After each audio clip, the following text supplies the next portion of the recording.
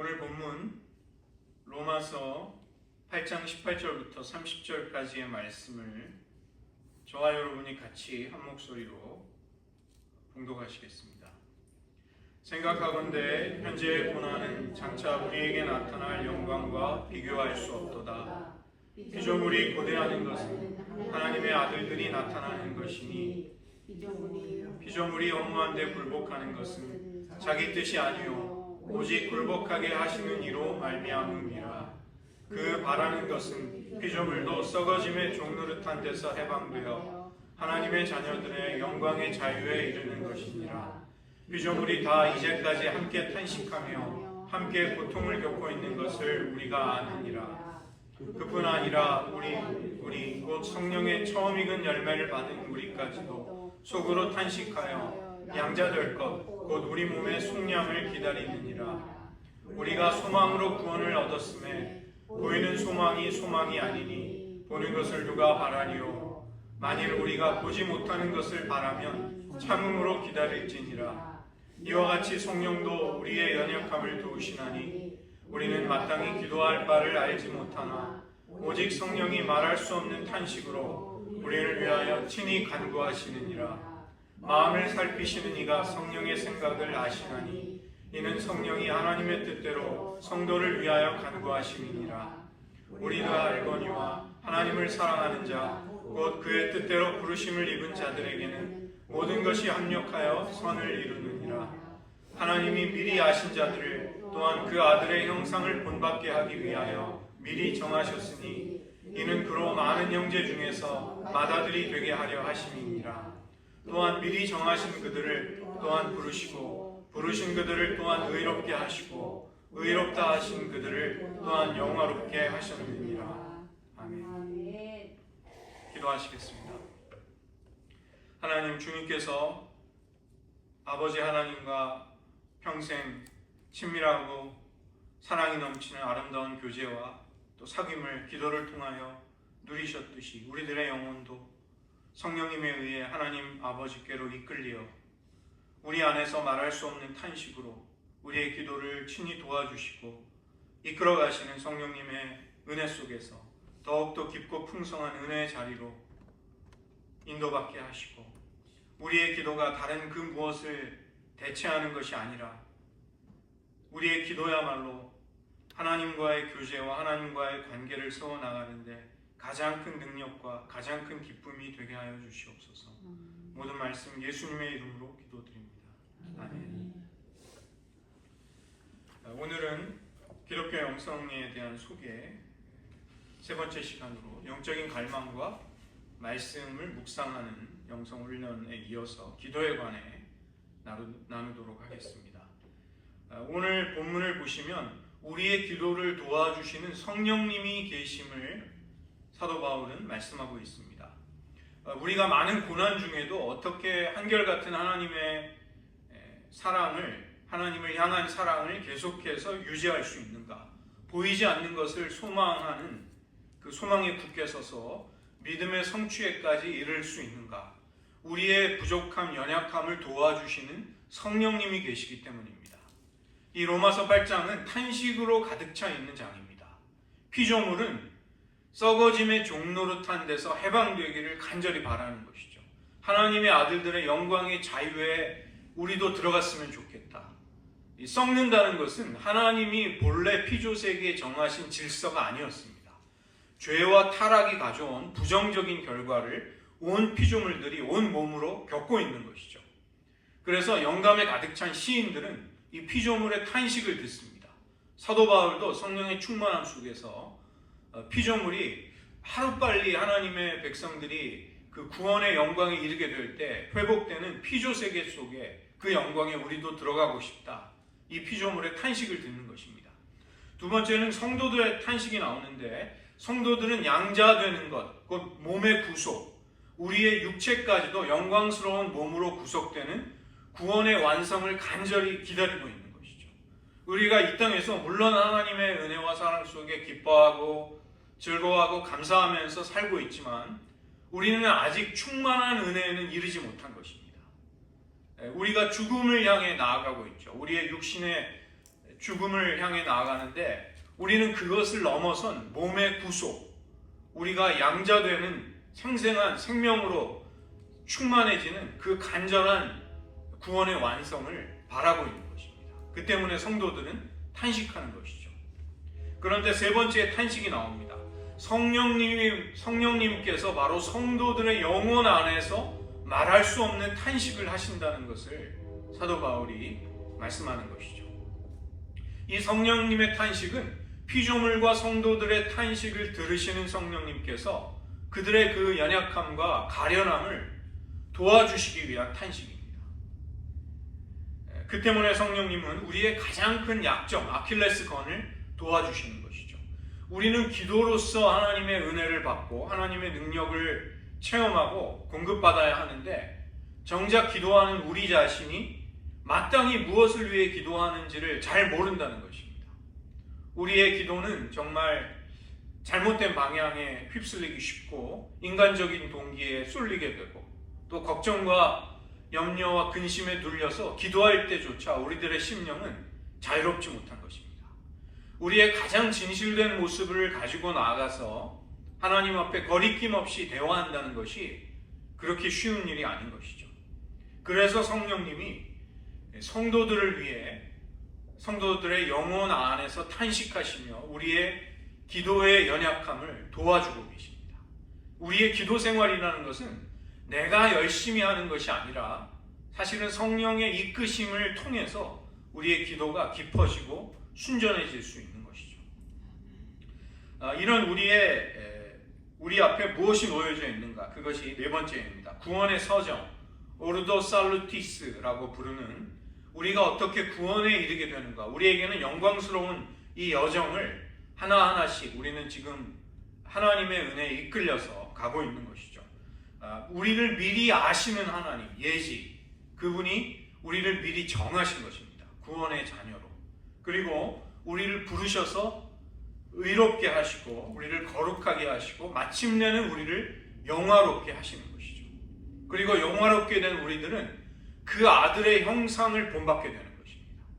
지금 우리들 성도라 할지라도 우리들 정말 추하고 부족하고 연약함이 있습니다. 많은 제약을 한계를 안고 인생을 살아가고 있는 것이죠.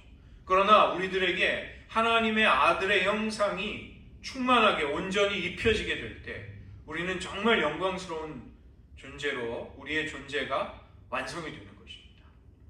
우리는 그것을 소망으로 바라보면서 보이지 않는 그 소망을 붙들고 있는 것이죠. 이것이 고난을 이기게 하고 하나님을 변함없이 사랑할 수 있도록 하는 힘이 되는 것입니다.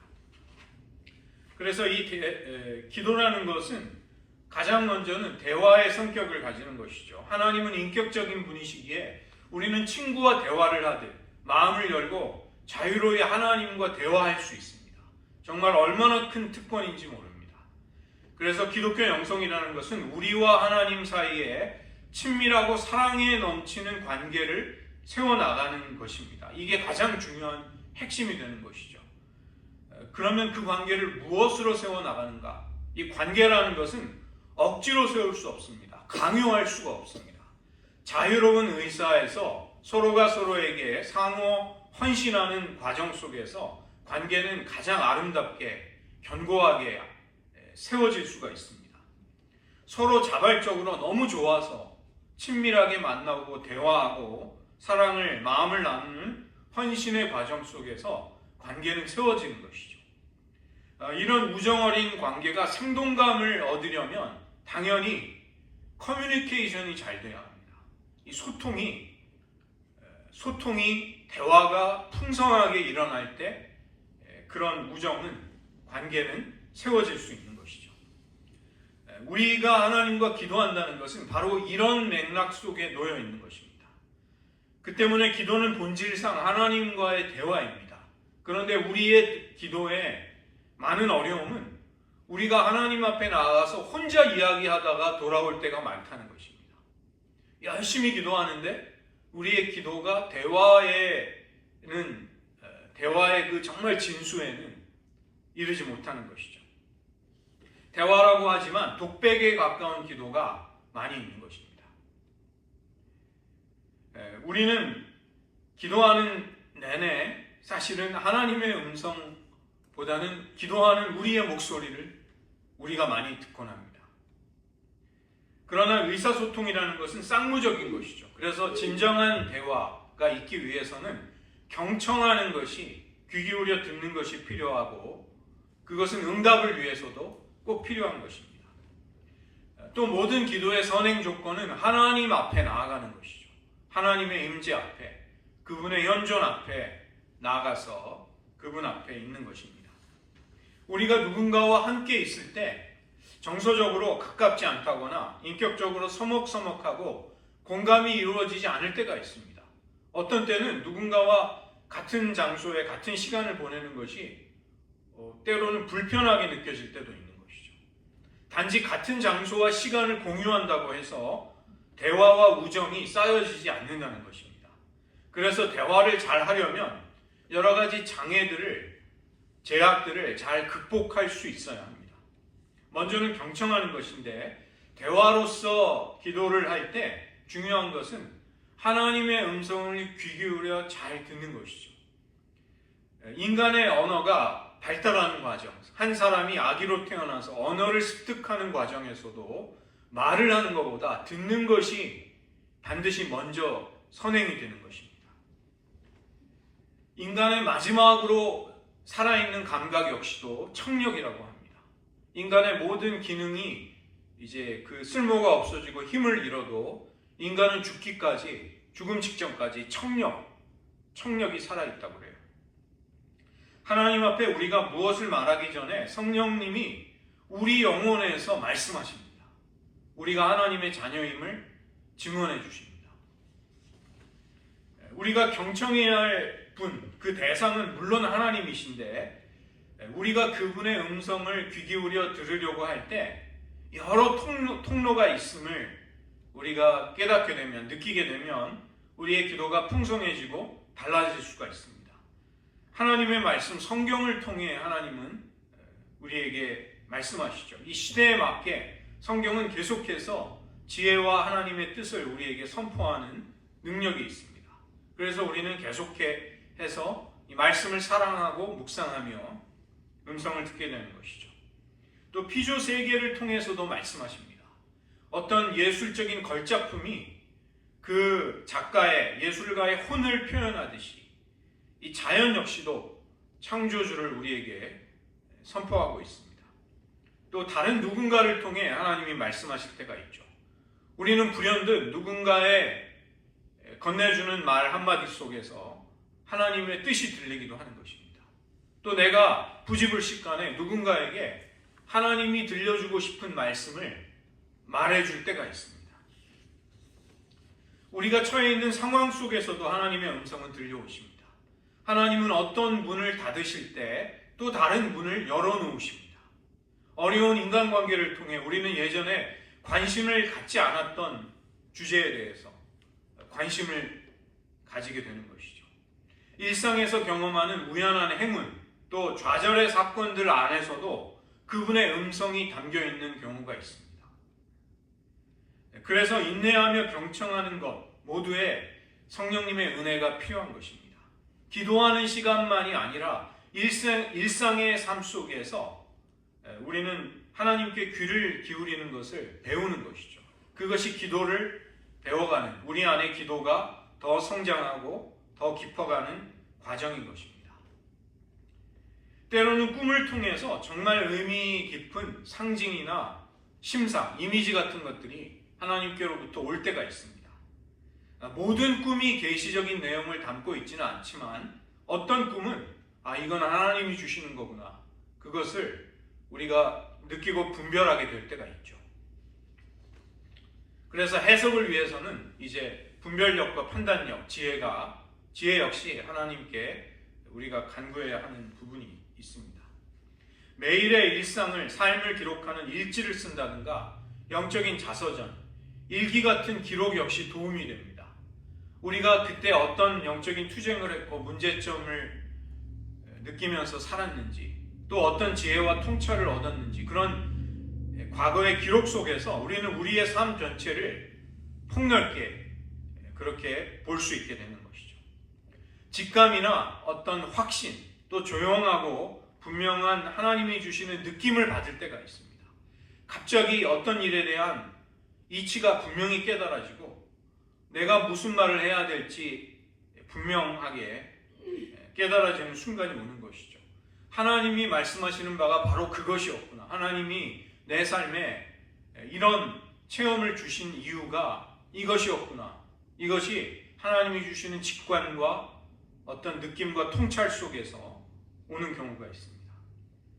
이 퀘이커 교도들은 우리의 내면에서 하나님이 우리가 잘못된 방향으로 갈 때 주시는 하나님의 사인을 마음속의 정지 신호, 마음속의 빨간불이라고 불렀습니다. 우리가 그쪽으로 가는 것을 하나님이 경고하실 때, 막으려고 하실 때 이 레드 시그널이 우리의 마음에서 뜬다는 것입니다. 우리의 마음에 하나님이 그런 신호를 주심으로써 우리가 하려는 어떤 행동이나 의도를 멈추게 하시고 때로는 우리의 기도조차 그만두라고 하실 때가 있습니다. 우리는 기도할 때만이 아니라 우리의 내면 그리고 우리의 삶의 모든 주변 속에서 이렇게 성령님이 역사하시는 것, 그분이 운행하시는 것에 점점 주의를 기울이는 사람이 될 필요가 있습니다. 이것이 경건한 습관, 나의 믿음의 태도가 되도록 그렇게 노력하는 것이 좋다는 것입니다. 우리 자신의 뜻과 의도를 포기하고 하나님의 목적이 이루어지기를 인내하며 참는 시간도 기도의 훈련이 될 수 있습니다. 또 혼자 있을 때 평온한 마음, 평정심을 가지려고 하는 것, 이것은 하나님의 세미한 음성을 듣기 위한 가장 좋은 태도가 되는 것이죠. 이런 성품과 기질을 우리가 기도 생활을 하기 위해 또 같이 기를 필요가 있습니다. 그렇게 볼 때 모든 사람, 모든 사물과 일들은 다 하나님의 메신저가 되어서 어떤 하나님의 음성을 우리에게 들려줄 수 있다는 것입니다. 또 하나는 분별력인데 우리에게 오는 모든 신호와 체험과 느낌, 또 경험들이 다 하나님으로부터 오는 것은 아니죠. 그래서 성경과 하나님의 뜻을 충실히 따르는 공동체에 우리가 소속이 되어서 도움을 받고 또 함께 공부하고 함께 성장해 나가는 것이 중요한 것입니다. 내가 내리는 판단이 절대적으로 옳다, 성숙하다 이런 생각을 조금 내려놓고 내 생각이 틀릴 수도 있구나, 내 생각이 바뀌어야겠구나, 내 생각이 하나님의 뜻에 따라 수정되어야겠구나, 이것을 열어놓는 태도가 지혜롭다고 할 수 있습니다. 두 번째는 말하기인데요. 말한다는 것은 숨김이 없이 내 진실을, 내 감정을 그대로 하나님 앞에 말씀드리는 것입니다. 우리는 기도할 때 은연중에 어떤 일은 하지 않도록 강요를 받았거나 이 금기시된 것을 느끼면서 우리 자신을 억압할 때가 있습니다. 의심이나 분노나 미움 같은 그런 부정적인 정서와 감정들을 하나님 앞에 표출하는 것은 굉장히 좀 꺼려지는 일이다, 부적합하다, 때로는 불경하다 이렇게 생각하기도 하는 것이죠. 그러나 부정적인 감정을 드러내놓고 표현하지 못할 때 그런 관계가 어떻게 되는지 우리는 잘 알고 있습니다. 그런 관계는 피상적인 대화밖에는 하지 못하다가 나중에는 그런 대화마저 점점 줄어들게 되고 감정적으로 멀어지게 되고 이제 사귐이 어려워지는 것이죠. 하나님과의 관계 속에서의 기도 역시 이와 다르지 않은 것입니다. 기도할 때 고통과 슬픔, 공포와 실망, 기대와 욕구, 질문과 의문, 희망과 믿음, 실패와 연약함, 찬양과 감사, 절망과 애통, 또 분노, 미움 같은 마음속의 온갖 감정들을 그대로 하나님께 이야기해야 합니다. 우리가 그런 감정 표현이 서툴거나 어렵다고 느낄 때 시편이 정말로 큰 도움이 됩니다. 시편은 성경의 모든 책들 가운데 가장 진솔하게 인간의 모든 감정이 여과 없이 터져나오는, 표출되는 그런 말씀인 것이죠. 우리는 시편 기자들을 보면서 정말 하나님을 기뻐하고 감사하는 좋은 감정만이 아니라 온갖 어두운 정서들, 나쁜 감정도 여과 없이 하나님 앞에 다 말씀드릴 수 있구나, 이 점을 깨닫습니다. 시편의 언어들이 우리의 기도의 언어가 될 수 있다면 우리는 말할 수 없는 영적인 유익을 얻게 되는 것이죠. 시편 기자들처럼 우리가 기도하는 방식을 배우게 되는 것입니다. 그래서 기도를 배울 수 있는 최고의 방법 중에 하나는 시편을 가지고 기도하는 것입니다. 사막의 교부들은 평생을 매일 시편을 가지고 기도했습니다. 그것이 하나님을 사랑하는 그들의 마음을 표현하고 또 하나님의 사랑을 그들이 받아들이는 굉장히 중요한 통로였던 것입니다. 시편은 우리가 처하고 있는 영광스러운 상황, 우리의 가장 비천하고 어려운 처지 모두에서 느끼는 감정들을 다 하나님 앞에 표현할 수 있도록 우리를 도와주게 되는 것이죠.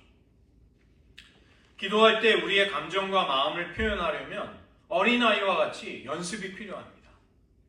3살박이 어린아이가 자기 눈을 가리고 나 숨었어요 이렇게 이야기하는 것처럼 우리가 하나님 앞에 무언가를 숨긴다는 것은 정말 어찌 보면 유치한 행동인 것이죠.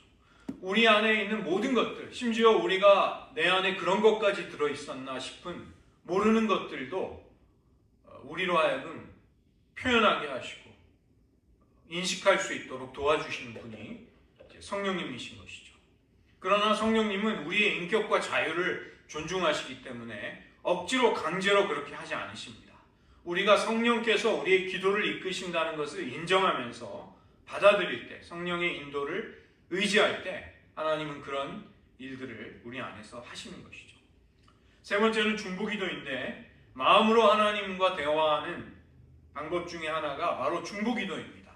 이 중보라는 것은 기도가 가지는 사회적인 차원을 표현하는 것이죠. 내가 다른 사람들, 또 공동체, 나라와 민족, 또 피조세계, 세상을 향한 관심을, 사랑과 애정을 이 기도에 담아서 표현하기 때문입니다. 우리가 다른 누군가를 위해 기도할 때 우리는 혼란과 의문에 빠질 때가 있습니다. 내가 계속 기도해야 할까? 내가 기도하는 것이 정말 역사할까? 하나님이 내 기도를 들으실까? 내 중보기도가 하나님 보시기에 하찮은 것인지 않을까? 정말 제대로 하고 있는지 의심이나 혼란을 겪을 때도 있는 것입니다.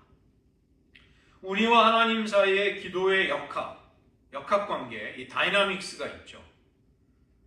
성경에서 또 우리의 삶에서 여러 가지를 유출을 해볼 수가 있는데 제가 몇 가지를 소개해 드리겠습니다. 이러한 기도에 관련된 견해들, 우리의 체험들은 배타적인 게 아닙니다. 어떤 것이 옳고 어떤 것은 틀리다 이것이 아니라 기도가 가지는 다양하고 풍성한 의미가 있는 것이죠. 우리의 간구가, 우리의 기도가 하나님을 변화시킬 수 있다는 기도의 자세가 있습니다. 대표적으로 소돔과 고모라를 위해 중보기도했던 아브라함이라든지 모세의 중보기도 같은 것을 볼 때 하나님은 놀랍게도 그 중보자의 청원을 들어주십니다. 계속 들어주십니다. 두 번째는 기도에 몰두함으로써 우리는 살아계신 하나님을 만나 나 자신의 변화를 경험하는 것이죠. 야복강가에서 기도드리던 야곱, 발 뒤꿈치를 잡은 자, 사기꾼 야곱이 이스라엘로 변하는 체험이 기도 가운데 일어나게 됩니다. 세 번째는 기도를 통해서 우리의 갈망과 희망과 욕구를 다 표현하고 말씀드릴 수 있지만 그렇다고 해서 하나님의 태도가 변하지는 않는다는 기도의 접근법이 있습니다. 우리의 기도가 어떻게 응답받을지에 대해서 하나님의 의지와 행동에 달려있기 때문에 이제 잘 모른 채로 기도드리는 것이죠. 고난 속에서 드리는 욥의 기도, 절대자 앞에 선 욥의 기도가 바로 그런 것입니다. 욥은 간절히 기도하고 간구하지만 자기가 바라는 대로 하나님이 응답하시리라는 희망을 가지지 못합니다. 그렇지만 기도하고 있는 것이죠. 네 번째는 기도할 때 우리의 마음이 사랑 안에서 우리의 중보자이신 그리스도와 연합하는 경험을 하는 것이죠. 저희가 사순절에 주님의 여정, 고난의 여정을 따라가 보면 십자가로 가는 여정 속에서 주님은 계속해서 기도하십니다. 그리고 주님은 사랑의 그 아버지 앞에 주님의 기도가 대속의 죽음을 향해 나아갈 때 준비될 수 있도록 아버지와의 사랑의 연합으로 계속 그걸 확인하시는 것이죠. 아버지의 사랑을 확인하시면서 점점 더 어려운 그분의 영혼을 고뇌케 했던 죽음의 자리로 한 발자국씩 더 나아가시는 것입니다. 기도할 때 우리도 예수님처럼 우리의 의지를 사랑의 주님께 맡겨드릴 수 있게 됩니다. 그리고 어려운 믿음의 여정을 정말 내가 하나님을 사랑하기에 사랑에 이끌려서 점점 가고 있는 나 자신을 체험하는 것이죠. 다섯 번째로는 기도할 때 오늘 말씀처럼 하나님의 임재 가운데 우리 안에서 기도하시는 성령님을 발견하게 됩니다. 그때 우리는 이 성령의 역사를 우리 안에 탄식하시는 성령의 음성을 느끼게 되면 기도라는 것은 하나님께 맡겨드리는 것이구나. 하나님의 이끌림을 받는 것이구나. 이런 세계를 점점 더 알게 되는 것이죠. 내가 특정한 기도를 하려고 막 애쓰는 것보다 중요한 것은 하나님의 이끄심에 나를 온전히 맡겨드리는 것이구나. 이런 기도의 세계를, 차원을 알게 되는 것입니다. 여섯 번째는 기도할 때 하나님이 우리에게 하나님의 시간에 가장 좋은 것을 응답해 주실 것을 믿는 기도의 태도, 그것이 있죠. 우리도 그런 기도 많이 하죠. 하나님의 선하신 때에 우리에게 가장 좋은 것을 주실 줄을 믿습니다. 이런 기도입니다. 일곱 번째는 우리가 자발적으로 하나님과 이웃을 위해 기꺼이 기도하며 사랑이 우리 안에 우리를 이끌어가는 곳으로 나아가서 기도 생활을 할 때 상처를 받는 체험을 하는 것입니다. 기도를 한다고 해서 누구도 나를 건드릴 수 없는 무적이 되지 않습니다. 기도하는데 우리는 핍박을 받고 기도하면서도 고통을 피하지 못하는 어려움에 들어갈 때가 있습니다. 예수님과 사도들, 예언자들이 기도하면서 하나님이 주신 사명을 충실하게 따라가고 있을 때도 사람들을 사랑하면서도 핍박을 받습니다. 기도 생활을 하는데도 고통을 당합니다. 어찌 보면 기도가 가져오는 고통을 당하는 것입니다. 기도하지 않는 사람들은 차라리 상처도 안 받는 것 같고 고통도 덜 당하는 것처럼 보입니다. 사랑하지 않으니 상처를 안 받는 것입니다. 벽을 맨주먹으로 세게 내리치면 피투성이가 되죠. 그러나 손가락으로 살짝 갖다 대는 사람은 아무 해도 입지 않습니다. 또 기도하는 사람을 사탄과 영적인 대적들이 괴롭히는 것입니다. 오해받게 하고 비난받게 하고 공격을 당하게 하고 영혼의 고뇌 속에 떨어뜨리고 외로움에 몸부림치게 하는 것이죠. 기도하는데도 말할 수 없는 고통을 겪습니다. 그래서 기도라는 것은 고통을 피하기 위한 안전장치가 아니라는 것을 우리는 그런 때 발견하게 되는 것이죠. 기도로 인해서 고통을 극복하기도 하지만 기도한다고 해서 고통이 줄어들지 않는구나. 이것을 느끼기도 하는 것입니다. 그래서 우리는 중요한 문제를 제기해 볼 수 있습니다. 기도하는 가운데 하나님을 향한 복종과 신뢰를 정말 결합할 수 있을까? 그게 하나가 될 수 있을까? 단순하게 하나님을 신뢰하고 그분의 은혜와 선물을, 도움을 구하면서도 내 뜻을 하나님께 복종시킬 수 있을까? 우리의 믿음을 다 발휘하면서도 우리가 바라는 바를 얻지 못할 때 우리가 꼭 붙이는 말이 있습니다. 하나님의 뜻이라면 주십시오. 이런 식으로 이제 우리의 마음의 거북함을 이렇게 조금 완화해 보려고, 덜어보려고 하는 것이죠.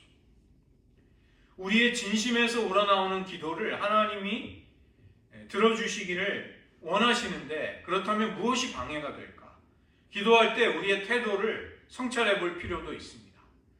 우리가 계속해서 하나님을 사랑하고 헌신된 관계 속에서 기도하는가? 아니면 은연중에 우리의 희망과 소원 때문에 하나님께 매달리는가? 하나님을 은밀하게 조종하려고 하는가? 우리가 이렇게 신앙생활 오래 하신 분들은 나는 그렇게 불경건한 사람이 아니야. 그렇게 스스로를 생각하지만 이제 우리 안에는 조금 오염된 동기를 가지고 기도할 때도 있는 것이죠.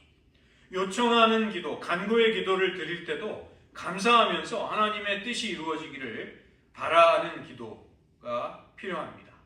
요한복음 15장 7절에서 너희가 내 안에 거하고 내 말이 너희 안에 거하면 무엇이든지 원하는 대로 구하라. 그리하면 이루리라. 예수님 안에 거하는 것이 이 가장 중요한 핵심입니다. 포도나무와 가지의 비유를 통해 주님이 설명해 주시는 그 가장 중요한 핵심은 주님 안에 거하는 것입니다. 우리가 그리스도에게 붙어 있을 때 그분의 생명의 수액은 가지된 우리에게로 흘러 들어오는 것이죠. 그리고 열매를 맺게 됩니다. 그 생명의 수액은 바로 예수님의 아가페의 사랑입니다. 예수님은 우리를 사랑하시되 자기 자신을 주시기까지 사랑하시는 것이죠. 그 주님의 사랑이 분출되고 터져나오고 흘러나오는 체험을 하는 것입니다. 그것이 포도나무에 붙어있는 가지에게서 일어나는 일이고 또 우리가 체험하는 기도의 응답이 되는 것입니다. 기도하며 바라는 은혜가 지체되기도 하는데 이것은 하나님이 우리를 도와주시려는 그분의 선하심이 부족하기 때문이 모자라기 때문이 아니죠. 은혜가 성취되는 과정 속에서 여러 가지 장애가 지체되는 시간들이 있기 때문입니다. 그 장애물이 우리 안에 있기도 하고 하나님을 대적하는 어둠의 세력 때문에 그 지체가 되기도 하는 것입니다. 하나님은 우리의 인격과 의지를 속박하거나 강제하지 않으시기 때문에 우리의 인간의 자유와 의지를 거스르지 않는 방식으로 그 방해물들을 이제 치워 나가시는 것이죠. 그래서 시간이 걸리는 것입니다. 그 과정 속에 우리의 인내가 요구되는 것이죠. 우리가 기도의 능력을 믿을 수 있는 이유는 이처럼 모호하고 어려운 막연한 상황 속에서도 하나님이 끊임없이 우리의 유익과 선을 위해 역사하고 계심을 믿을 수 있기 때문입니다. 그런 하나님을 신뢰하면서 우리는 모든 것이 불확실하고 분명해 보이지 않는 안개 속에 둘러싸인 상황 속에서도 여전히 기도할 수 있는 것이죠. 만약에 우리의 마음속에서 정지 신호가 빨간불이 들어오지 않고 하나님이 문을 닫지 않으셨다면 우리는 계속 간구할 수 있습니다. 그것은 우리가 불안하기 때문에 간구하는 것이 아니라 하나님을 신뢰하며 인내하면서 계속 간구하는 것이죠. 그리고 분명한 응답이 왔다면 그 응답을 손에 쥐기 전에 벌써 감사와 찬양을 드려야 합니다. 혹시 은혜를 방해하는 것이 하나님 우리 안에 제 안에 있지 않습니까? 이렇게 겸손하게 또 기도해야 하는 것이죠. 우리가 요청드린 방식이 아니더라도 하나님이 우리가 처한 상황 속에서 그분의 은혜가 어떻게 나타나는가 하나님 그것을 발견할 수 있게 저의 눈을 열어주십시오. 이런 기도도 좋은 기도입니다. 하나님이 우리의 기도에 아니라고 하실 때 아니라고도 응답하시는 분임을 우리는 받아들여야 합니다. 우리가 깨닫지 못하는 더 크고 선한 목적을 위해서 하나님은 우리의 기도에 때로는 응답하시지 않음을 인정하라는 것입니다. 그래서 기도는 어떤 행동을 대체하는 것이 아닙니다. 내가 행동을 하지 못하니까 기도라도 해야지 이런 것이 절대 아니라는 것입니다. 기도야말로 무엇으로도 대신할 수 없는 결정적인 믿음의 행동이 되는 것이죠. 그래서 기도하는 사람은 기도하는 그 한 가지만 가지고 하나님의 뜻에, 하나님의 역사에 동참할 수 있게 되는 것입니다. 하나님이 우리의 기도를 필요로 하실까요? 필요로 하신다는 말은 절대로 과장이 아닙니다. 하나님은 기도하는 당신의 백성들과 함께 일하시기를 기뻐하시고 하나님의 계획과 일하심 속에 기도하는 우리를 동참시켜 주시는 것입니다. 세 번째는 대화로서의 기도만이 아니라 하나님과 기도로서 교제하는 측면이 있는 것이죠. 커뮤니케이션만이 아니라 커뮤니언. 이게 성찬이라는 뜻도 있지만 교제한다는 뜻도 있습니다. 펠로우십. 대화로서의 기도는 주로 말과 하나님의 음성을 들으려고 하고 우리가 말씀드리려고 하고 또 경청하는 것을 통해서 표현이 되죠. 그렇다면 교제하는 기도는 말과 행동을 초월하는 관계, 이것에 관련이 있는 것입니다. 교제라는 차원에서 기도가 이루어질 때 이때의 기도가 침묵기도, 관상기도 같은 것입니다. 하나님을 사랑으로 바라보는 기도가 드려지게 됩니다. 관상기도는 우리를 변함없이 사랑하는 하나님을 우리 역시 사랑으로 응시하는 것입니다.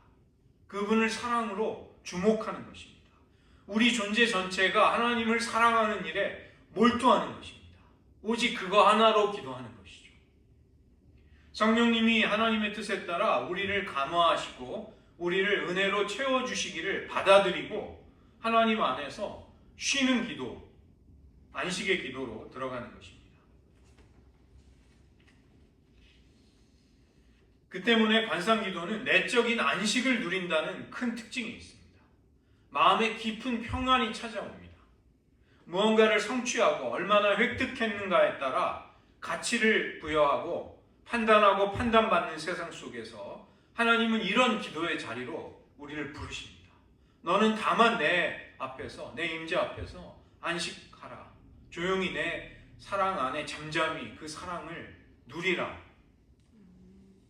러시아 정교회의 주교였던 앤서니 블룸이라는 그 유명한 영성가가 있는데 이분이 18세기에 활동했던 어느 그 러시아 정교회의 사제의 이야기를 그의 책에서 들려주었습니다. 그 신부님은 이제 늙은 자기 교회의 늙은 농부에게 예배 드릴 때 무엇을 하십니까? 이렇게 질문을 했습니다. 그러자 그 농부는 나는 하나님을 바라보고 하나님은 나를 바라보십니다. 이렇게 대답을 한 것이죠. 어떤 개신교 목사가 수도원을 방문하고 와서 불평을 했습니다. 도대체 나는 이해가 되지 않는다. 수도사들이 어떻게 성찬 앞에서 몇 시간이고 앉아있는단 말인가. 그 지루하기 짝이 없는 그 자리를 어떻게 몇 시간이나 지키고 있는가. 도대체 뭘 하는지 이해하지 못하겠다. 마침 그 목사님의 아들이 자기의 생애 첫 번째 아기를 얻게 되었는데 그 아버지의 말에 그 아들이 대답을 한 것입니다. 아버지, 저는 이해할 수 있을 것 같은데요. 제 첫 아이가 태어났을 때 저는 아기에게 다가가서 그 아기의 얼굴을 들여다보았습니다. 아기는 꼼짝 않고 누워서 잠만 자고 있었습니다.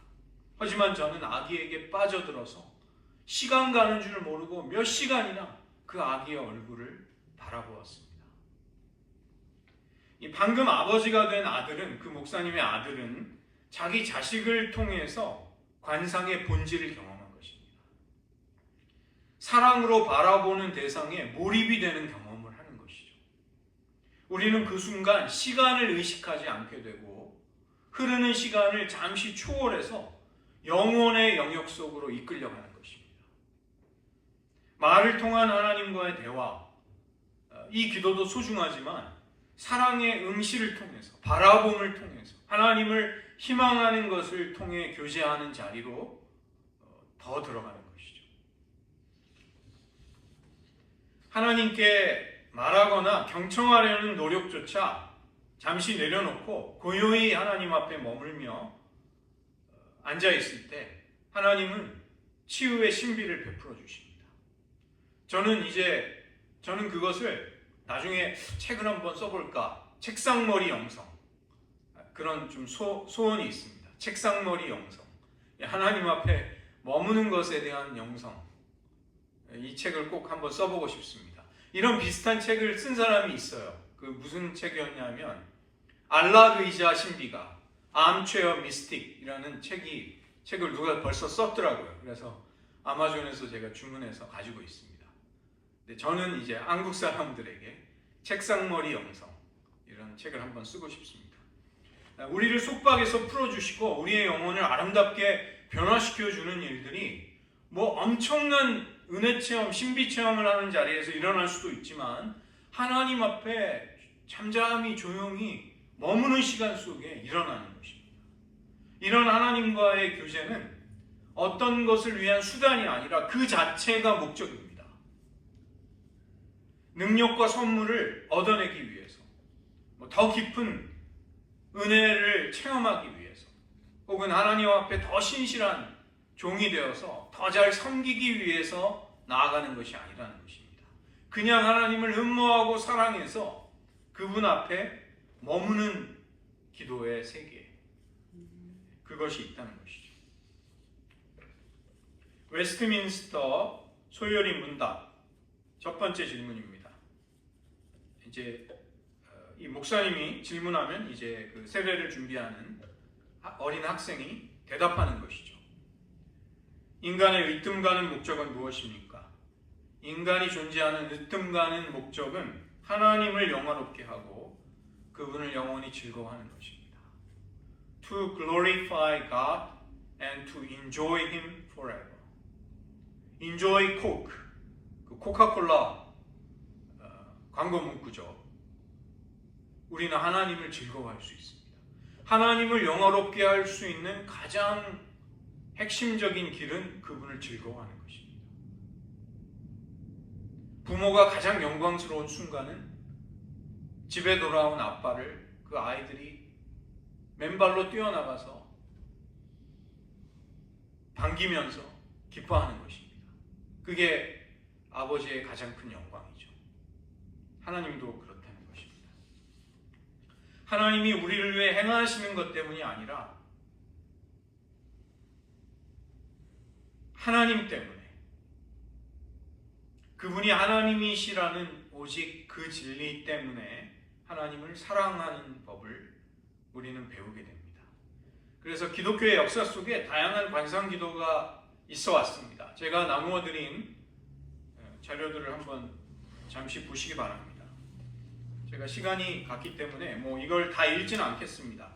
세 가지의 기도를 제가 소개해 드렸는데, 임재의 기도, 마음의 기도, 그리고 센터링 프레어라고 부르는 향심 기도가 있습니다.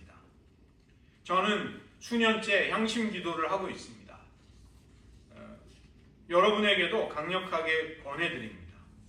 마음의 기도 같은 경우는 동방정교회가 2페이지에 보시면 그 예수 기도라는 것이 있죠. 두 번째 단락에 Jesus Prayer, 주 예수 그리스도 하나님의 아들이시여 죄인된 저를 불쌍히 여기소서.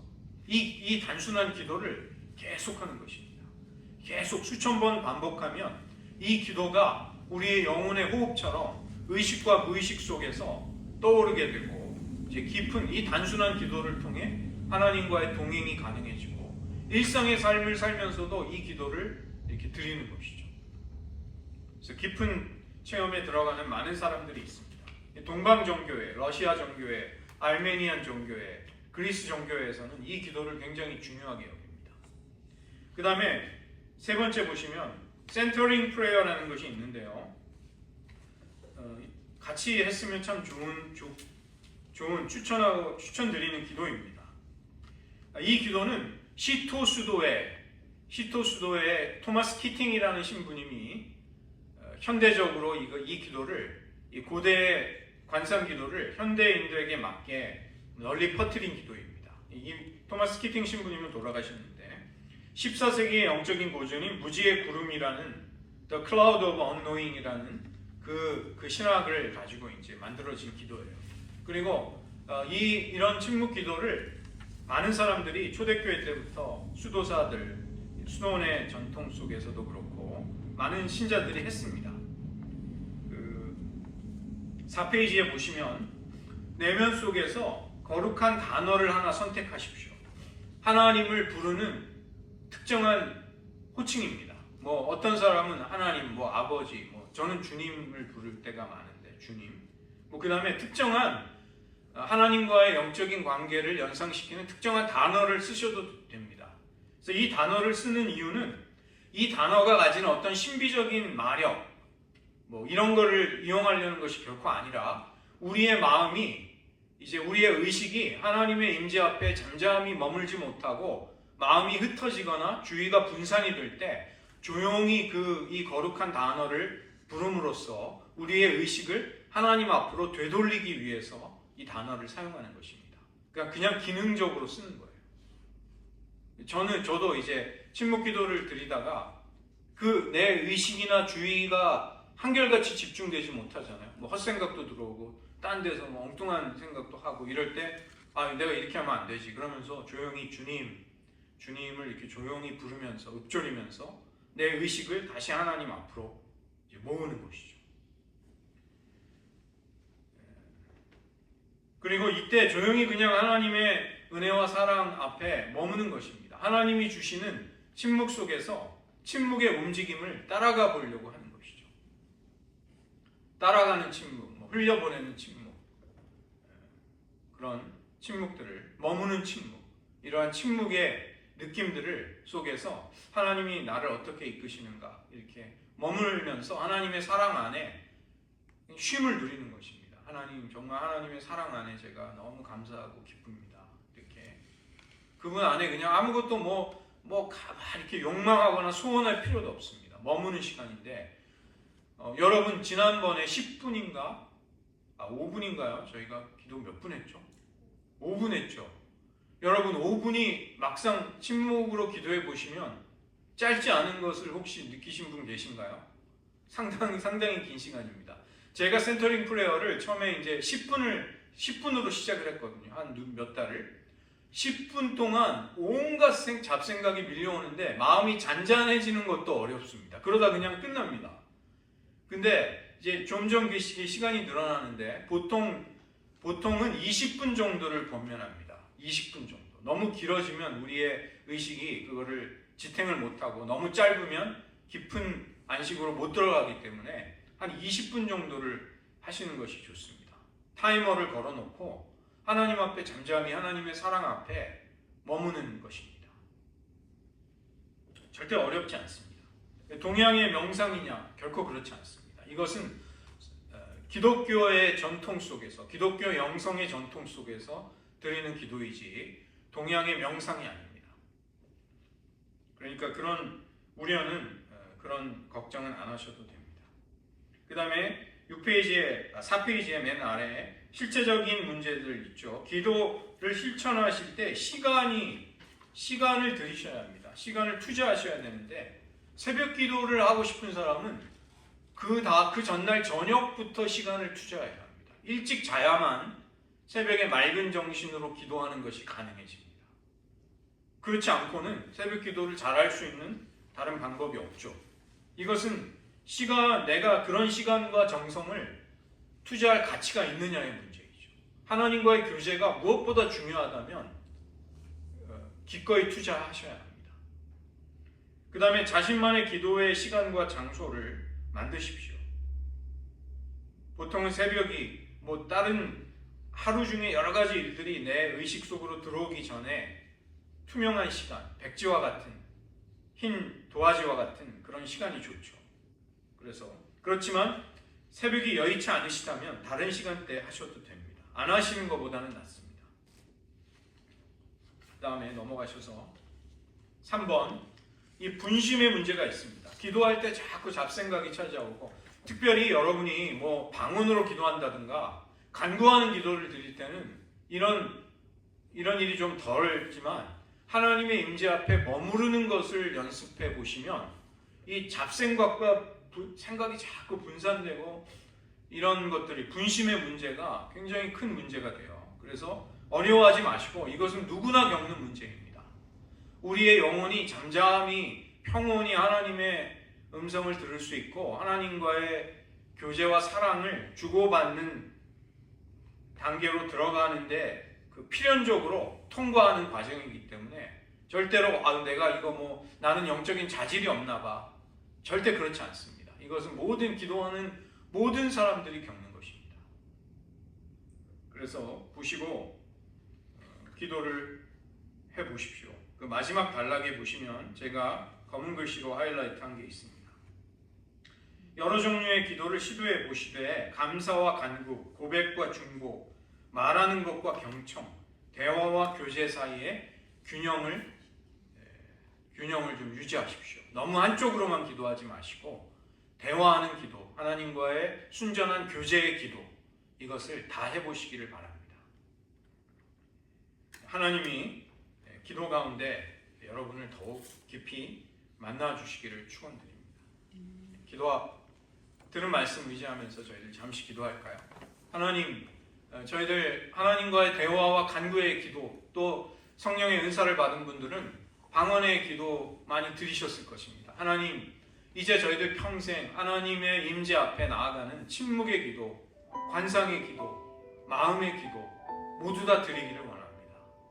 우리의 기도가 하나님께 무엇을 얻고 위기를 돌파하고 고난을 극복하는 능력을 공급받는 것만이 아니라 순전한 사랑의 교제임을, 그런 기도의 차원이 있음을 깨닫게 하시고 경험시켜 주시옵소서. 내가 해보지 않았던 혹은 서로 생경하고 낯선 기도라 할지라도 기독교의 풍성한 영적인 유산과 전통으로 전해져 내려온 그런 기도의 세계에 나아가게 하여 주시옵소서. 또 저희 교회 공동체가 이런 기도를 서로를 격려하며 함께 하기를 원합니다. 하나님, 기도의 지평을 열어 주시옵소서. 잠시 기도하겠습니다. 하나님, 우리들의 기도의 세계를 확장시켜 주셔서 하나님, 말할 수 없는 탄식으로 우리의 영혼 안에서 간구하시는 성령님의 도움을 저희들과 더욱 순전한 깊은 자리로 나아갈 수 있기를 원합니다. 하나님, 피조물의 탄식과 성도의 탄식을 들으시는 성령님께서 탄식하시며 우리를 도와주고 계십니다. 저희들 모든 것이 모호하고 결정되지 않고 불확실한 가운데서도 변함없이 기도할 수 있는 것은 우리를 사랑하시고 우리를 위해 역사하고 계시는 하나님의 변치 않는 사랑, 하나님의 영원한 인내하심이 우리를 떠나지 않을 것임을 굳게 믿기 때문에 하나님, 우리들은 기도 가운데 하나님의 그 사랑을 누리게 하여 주시옵소서. 우리의 기도가 하나님과 대화가 되게 하시고 하나님과 우정과 사랑을 나누는 아름다운 교제가 되게 하여 주시옵소서. 하나님, 우리들을 인도하여 주시옵소서. 우리 영적인 지평을 넓혀 주시옵소서. 주님 세상 중에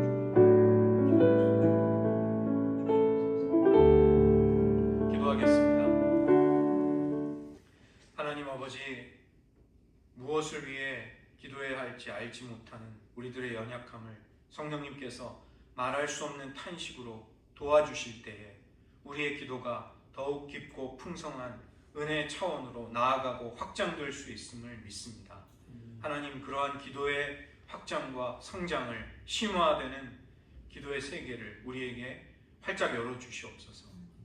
하나님, 우리가 단지 하나님께 무엇을 얻기 위해 기도할 뿐만이 아니라 하나님과의 대화로서의 기도뿐만이 아니라 하나님의 사랑 앞에 머물며 하나님과의 우정을 쌓아나가고 사랑을 풍성하게 하는, 교제하는 기도가, 사귐의 기도가 우리들의 삶 속에 있게 하여 주시옵소서.